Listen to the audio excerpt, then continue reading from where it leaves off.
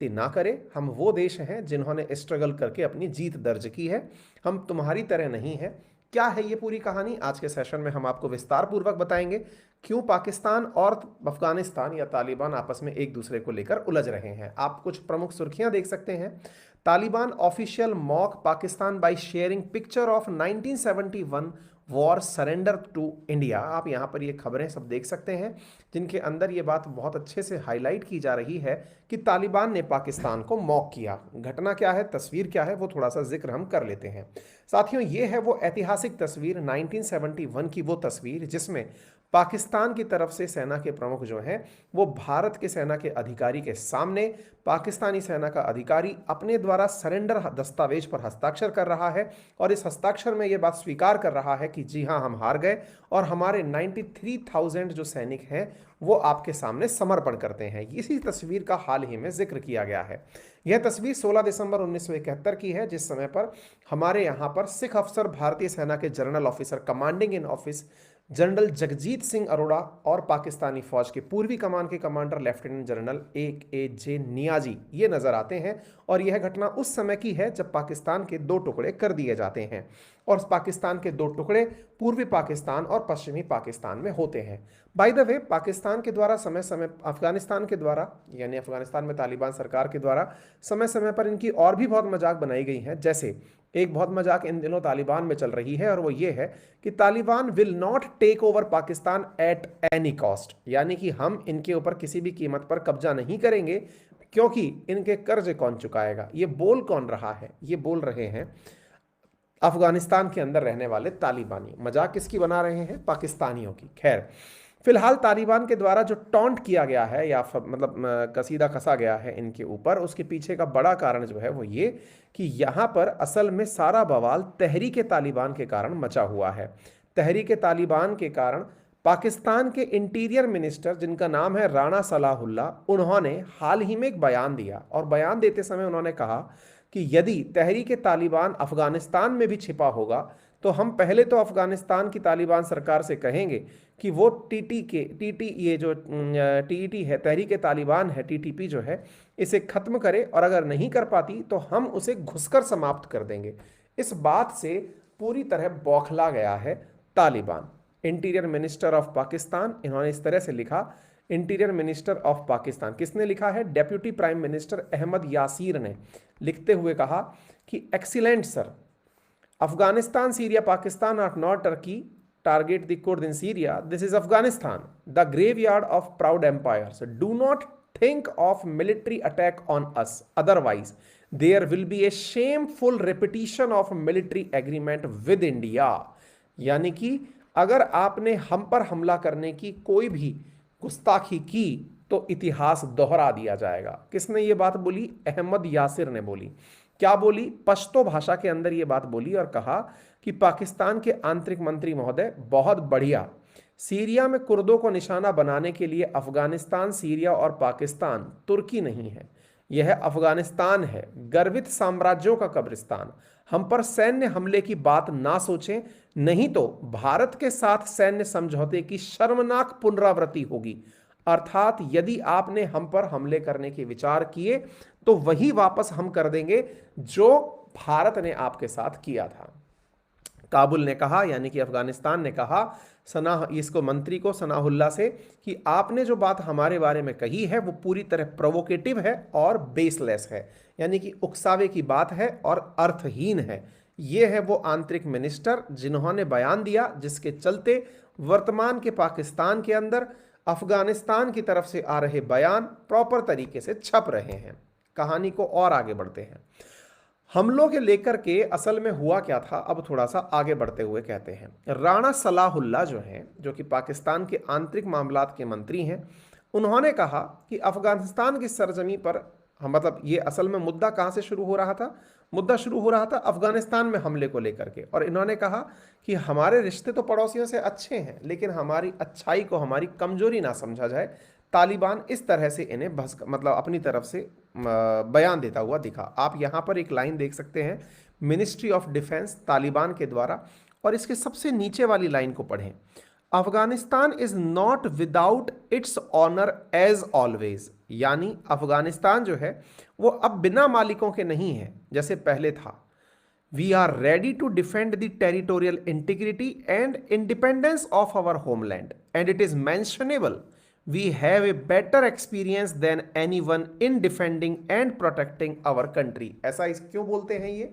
क्योंकि तालिबान का जो पास्ट एक्सपीरियंस रहा है अमेरिका के साथ 20 साल की लड़ाई का, जिसमें अमेरिका तालिबान की वजह से अफगानिस्तान छोड़कर चला गया, तो ये इसे अपने गौरव के क्षण में शामिल करते हैं। इसी के साथ साथ यहाँ पर कुछ चीज़ें और घटित हुई, और घटित घटनाओं में क्या है, तालिबान की तरफ से अपने टैंक जो हैं वो पाकिस्तान के उन क्षेत्रों की तरफ मोड़ दिए गए हैं। ये टैंक हैं जो आपको चलते हुए दिख रहे हैं, जहां पर पाकिस्तान की सेना के द्वारा अफगानिस्तान के बॉर्डर पर हमले संभव हैं। अब ये ऐसी क्या नौबत आ गई कि इनकी सीमा पर हमले हो सकते हैं? ऐसी क्या कहानी आ गई? कहानी कुछ ऐसे है कि number of TTP militants in Pakistan Afghanistan border range रह रहे हैं, ऐसा पाकिस्तान के आंतरिक मंत्री का राणा सलाउल्लाह का कहना है। अब ये टीटीपी कौन है? मैंने आपको बहुत बार इसके बारे में बताया है।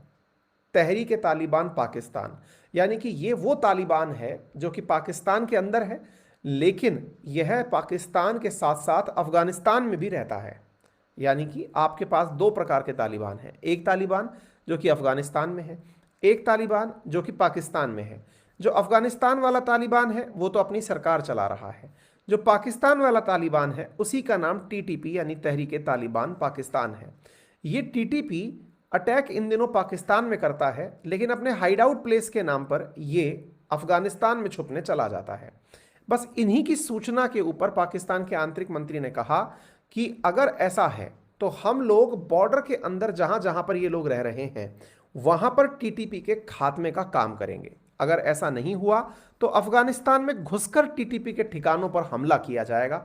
बस इस बात के ऊपर अफगानिस्तान भड़क गया। उन्होंने कहा कि मंत्री महोदय, अब ये सुन सकते हैं, यही वो इंटरव्यू दिया गया है इनका राणा सलाउल्लाह का, जिसके ऊपर ये भड़के हुए हैं।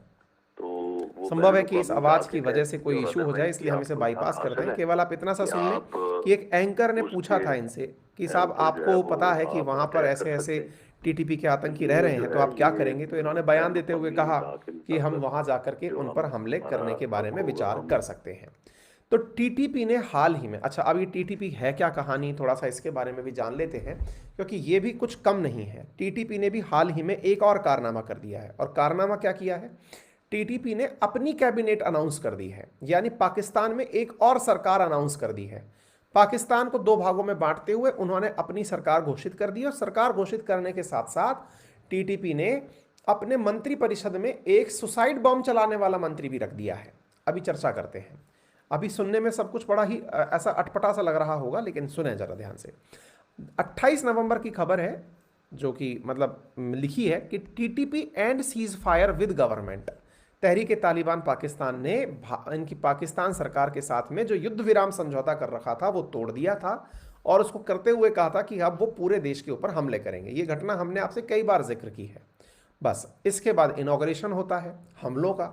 हमलों के बाद में भाई साहब सुसाइड ब्लास्ट होने लगते हैं। 3 लोग मारे गए, इनकी खबर आपने सुना। TTP strike again in Pakistan, 25 दिसंबर को 6 सिक्योरिटी मैन मारे जाते हैं, ये खबर आपने सुना।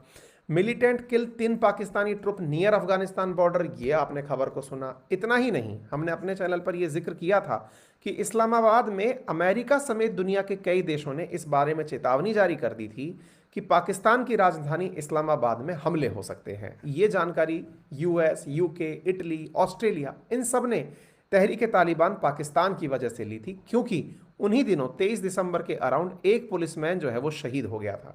यानी टीटीपी ने इतना आतंक मचा रखा है पाकिस्तान के अंदर कि ये लोग अब पूरी तरह से खुलकर के पाकिस्तान सरकार के सामने आकर खड़े हो गए हैं, और ये अपनी सरकार बनाना चाहते हैं। टीटीपी का गठन आज से 14 साल पहले हुआ था। कई छोटे उग्रवादी संगठनों से मिलकर के बना था।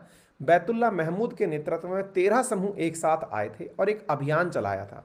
इसी को तहरीक कहते हैं। अगस्त 2009 में यह बताया गया कि बैतुल्ला महमूद एक अमेरिकी ड्रोन हमले में मारा गया, लेकिन बाद में संगठन ने अपने नेता के मारे जाने की खबर का खंडन किया।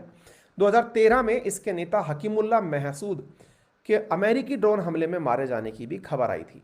टीटीपी अफगानिस्तान की सीमा से लगे जो कबायली इलाके हैं वहां पर अपना पूरा वर्चस्व चाहती है, इसलिए ये लगातार मांग करती रहती है कि यहां से सेना हटा ली जाए और संगठन के सदस्यों को रिहा कर दिया जाए। फाटा और खैबर पख्तूनवा जैसे कबायली इलाकों में अपनी सरकार चलाने की मंशा चलते टीटीपी पाकिस्तान की सेना से लड़ती रहती है। इन इलाकों में शिया पठान अल्पसंख्यक हैं, टीटीपी की और उनकी भी नहीं बनती है, यानी कि शियाओं से भी इनकी लड़ाई यहाँ पर रहती है। ये है तहरीक तालिबान पाकिस्तान, टीटीपी। पाकिस्तान में जितने भी आतंकी हमले होते हैं, लगभग 90% आतंकी हमले वो इन्हीं की वजह से होते हैं, और ये पाकिस्तान में शरिया कानून लाना चाहते हैं। पाकिस्तानी फौज को ये अपना सबसे बड़ा दुश्मन मानते हैं।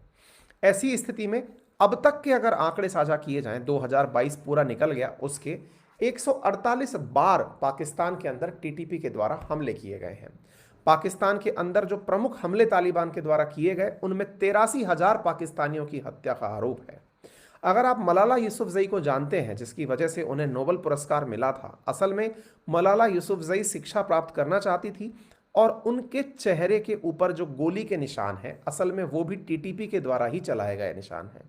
पाकिस्तान की सरकार में दिसंबर 2007 में जो बेनजीर भुट्टो की हत्या हुई थी, उसमें भी टीटीपी का हाथ बताया जाता है, हालांकि टीटीपी इस बात से इनकार करता है। 2008 में इस्लामाबाद की मैरियट होटल बमबारी, जिसकी घटना की पुनरावृत्ति अभी होने की फिर से संभावना जताई गई थी, उसे भी यही बताता है। एक बार पेशावर की आर्मी स्कूल में हमला करके 131 बच्चों समेत 150 लोगों की मौत के घाट उतारने वाला भी टीटीपी था। इंटरनेशनल फोरम ऑफ राइट्स के अनुसार 83,000 से ज्यादा पाकिस्तानियों की हत्या यह टीटीपी अभी तक कर चुका है, और यूएन की बात माने तो अफगानिस्तान में लगभग 6500 आतंकी टीटीपी के ही इस समय शरण ले रहे हैं। और तो और इस साल जो नया तोहफा टीटीपी ने पाकिस्तान को दिया वो ये कि इन्होंने पाकिस्तान की संप्रभुता को ही चैलेंज कर दिया, और टीटीपी ने अपनी सरकार बना दी विद कंप्लीट कैबिनेट, यानी कि इन्होंने पूरी तरह से अपनी कैबिनेट ड्रॉ कर दी, और इस कैबिनेट के अंदर कई तरह की मिनिस्ट्रीज बनाई हैं। 31 दिसंबर को, शनिवार को, इन्होंने इस तरह से हैप्पी न्यू ईयर बनाया।